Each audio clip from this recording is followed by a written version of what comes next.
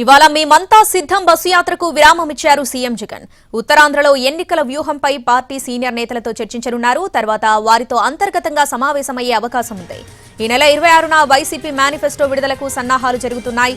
ఉత్తరాంధ్ర సమగ్ర అభివృద్ధిపై పొందుపరచనున్నారు. అలాగే మేనిఫెస్టోను విస్తృతంగా ప్రజల్లోకి తీసుకెళ్లేందుకు ప్రయత్నాలు సాగుతున్నాయి.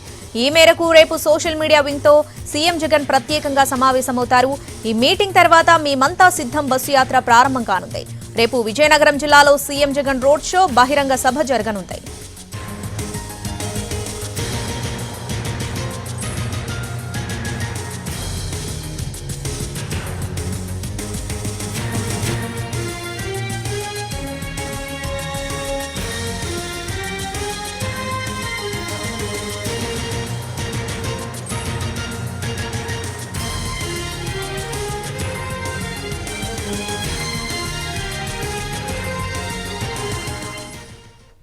ఇవాళ మేమంతా సిద్ధం బస్సు యాత్రకు విరామం ఇచ్చారు సీఎం జగన్. అలాగే ఉత్తరాంధ్రలో ఎన్నికల వ్యూహంపై పార్టీ సీనియర్ నేతలతో చర్చించనున్నారు.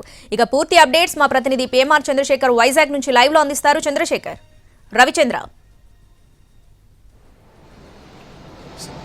శ్రావణి, ఒకరోజు బస్సు యాత్రకు విరామం ప్రకటించిన ముఖ్యమంత్రి రెండు కీలకమైన అంశాలపై దృష్టి సారించారు. ఒకటి, అంతర్గతంగా నియోజకవర్గాల వారీగా రివ్యూ చేయడం.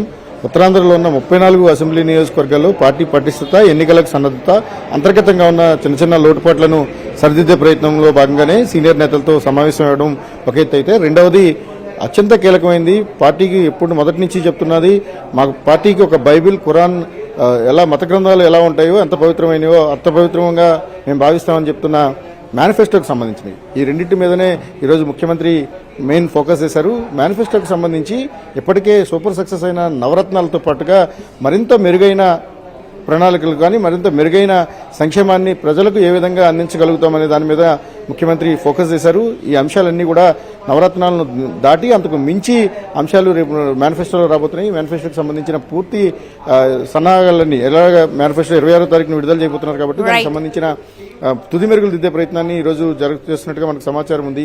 ఓవరాల్గా పార్టీకి సంబంధించిన నాయకత్వంతో సమావేశాలు, రెండవది ఇక్కడ నవరత్నాలకు సంబంధించి కానీ అంతకు మించి ఏం చేస్తామనే దాని మీద ఒక మేనిఫెస్టో రూపకల్పన మీద ఇవాళ ముఖ్యమంత్రి